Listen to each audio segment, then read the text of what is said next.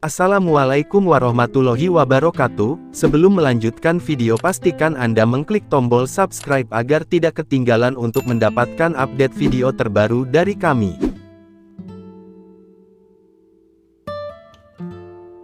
Orang Jawa pada abad ke-17, 18, dan 19 memang tidak bisa terlepas dengan pusaka sebagai sifat kandel atau senjata pusaka kesaktian dalam wujud sebuah tombak dan keris.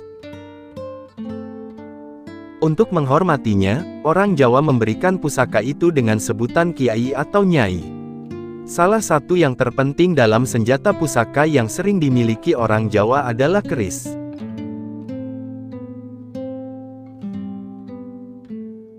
Begitu juga dengan Pangeran Diponegoro, yang memiliki banyak senjata pusaka berupa keris dan tombak, dan dari sekian banyak pusaka itu, hanya satu yang dianggap sebagai jimat.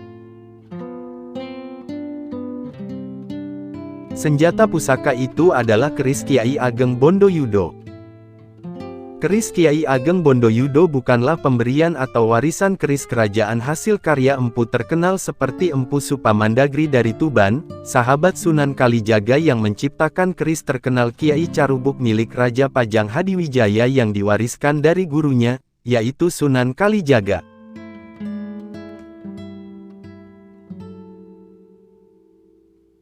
Keris Kiai Ageng Bondoyudo merupakan hasil dari kreativitas laku prihatin sang pangeran saat Perang Jawa sedang berkobar.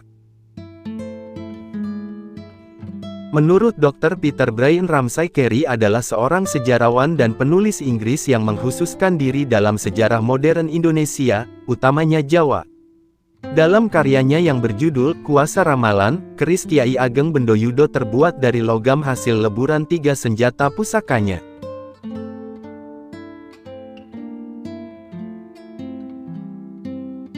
Keris ini selalu menemani pangeran kemanapun dia pergi. Tempatnya pun sangat istimewa, terselip di bagian depan pinggulnya. Pangeran Diponegoro sangat percaya dengan semua hal yang berbau mistis. Dia menganggap keris Kiai Ageng Bondoyudo merupakan jimat penolak bala yang bisa membawa keberuntungan.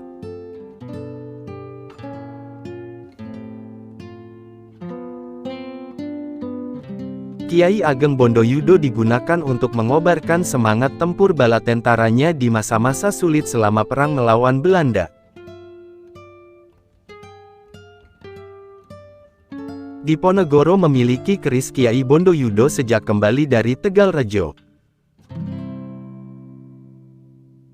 Sebelum berubah menjadi keris pusaka, awalnya berupa mata panah. Kemudian diubah menjadi sebilah cundrik atau belati kecil, yang diperoleh melalui laku spiritual.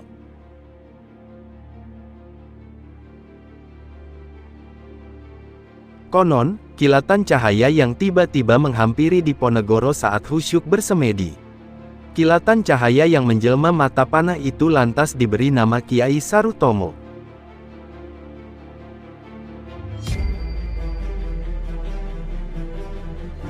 Kiai Sarutomo merupakan nama yang terilhami dari Pasopati, senjata pamungkas Arjuna, tokoh Pandawa dalam kisah pewayangan Mahabharata.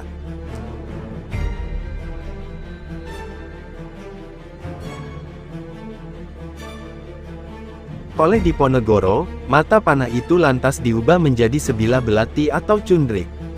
Awalnya, belati itu dibawa oleh istri keempat Pangeran Diponegoro, Raden Ayu Maduretno atau Ratu Ayu Kedaton.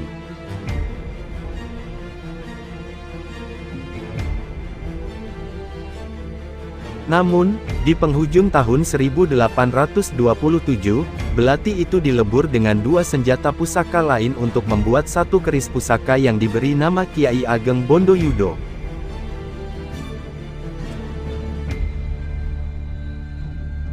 Kiai Ageng Bondoyudo memiliki perwujudan ramping, tanpa lekukan. Menurut literatur lain, bentuk keris seperti itu merupakan perpaduan antara gaya Majapahit dan Mataram.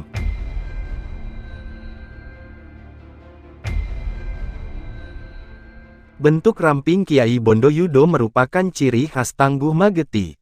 Dalam dunia perkerisan, tangguh adalah istilah untuk menyebut asal-usul keris pusaka dibuat. Tangguh melibatkan ciri khas, format atau model dari daerah asal keris dicipta.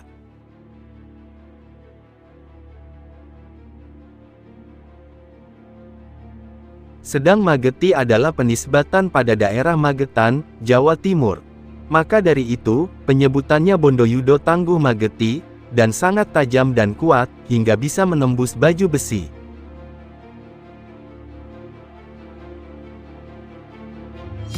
Keris Kiai Ageng Bondoyudo dibuat oleh Empu Guno Sasmito atau Ki Guno Sasmito, yakni empu yang bertempat tinggal di Tegalrejo, Kabupaten Magetan.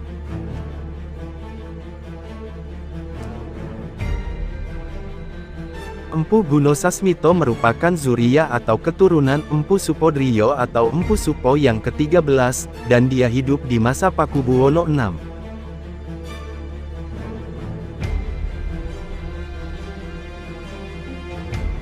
Saat dalam pertemuan dengan Kolonel Yan Baptis Celirens, Pangeran Diponegoro membawa keris Kiai Ageng Bondoyudo bersama dengannya. Seperti biasa, keris diselipkan di bagian depan pinggangnya. Pertemuan pun berjalan lancar, tetapi, keberuntungan keris itu sirna, pada tanggal 28 Maret tahun 1830.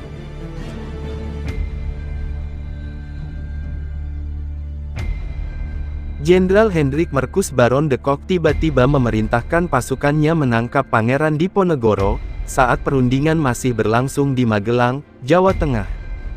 Selama dalam penangkapan itu, keris Kiai Ageng Bondoyudo tetap menemaninya. Bahkan hingga dia diasingkan ke Manado, pada tahun 1833, dan ke Makassar bersama 19 orang pengikutnya.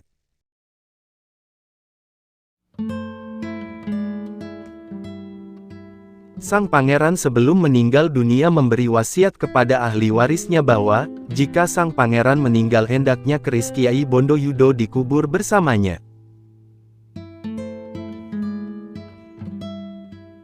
Saat Pangeran Diponegoro meninggal, pada tanggal 8 Januari tahun 1855, dan wasiat itu pun dikabulkan oleh ahli warisnya, sehingga keris Kiai Ageng Bondoyudo dimakamkan bersama jasad Diponegoro di Makassar.